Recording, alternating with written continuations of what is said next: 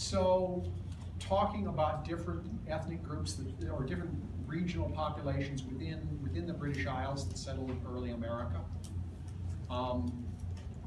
So, for example, in New England, you have a particular migration going to New England is coming from Eastern England. It's particularly intensely religious, and people very concerned with godliness and so on, the Pilgrims, Puritans, and these are the people who are going to sort of be serious about persecuting witches. That's one major movement. However, another movement, and we talked about it in the first third of the course, another movement coming somewhat later in history, about 50, 100 years later than the New Englanders, but another movement is coming from a very different part of the British Isles. It's coming from the border country between Scotland and Ireland, between Scotland and the England, between Scotland and England. And this is, some of these people are ethnically Scottish, some of them are ethnically English, but the common thing is this is a border zone, and for centuries, neither Scotland nor England had real effective control of this area. It was a war zone.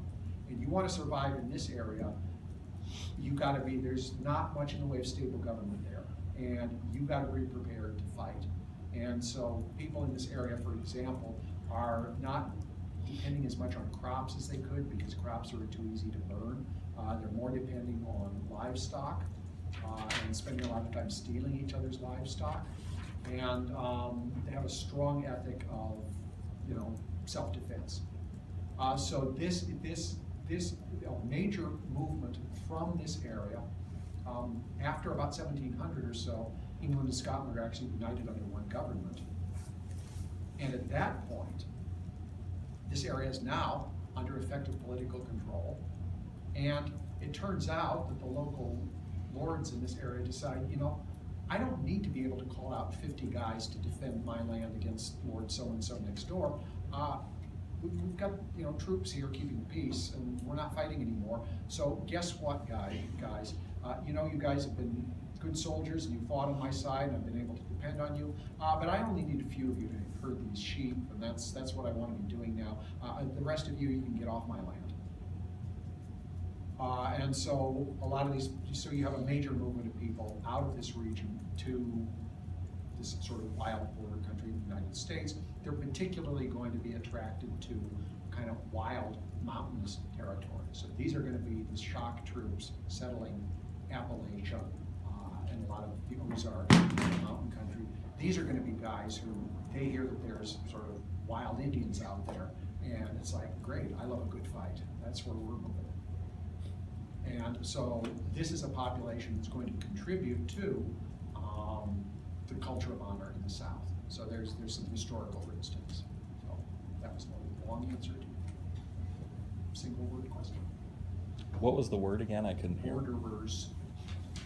You sometimes see people referring to this group as Scotch-Irish, which is slightly misleading because Scotch-Irish you're talking particularly about when the English are conquering Ireland. They want to make sure the Irish are kept under control. They take a bunch of borderers and move them into Northern Ireland. And the borderers they have no reason to like the Irish.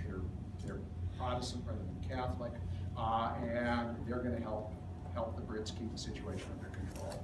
And so this is today, these are the Irish Protestants up in Ulster. And so some of these people are also migrating to the US, but Scotch-Irish really refers specifically to this group. Sometimes people use it more broadly for these borderers as well.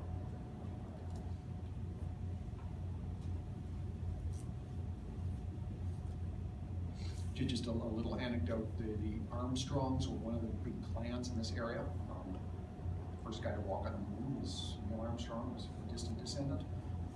Not particularly a violent person, but the Armstrongs, when they would baptize children, would sprinkle baptismal water, but they would hold the child's right hand away so that it wouldn't get holy water on it, so it could serve the unholy business of fighting.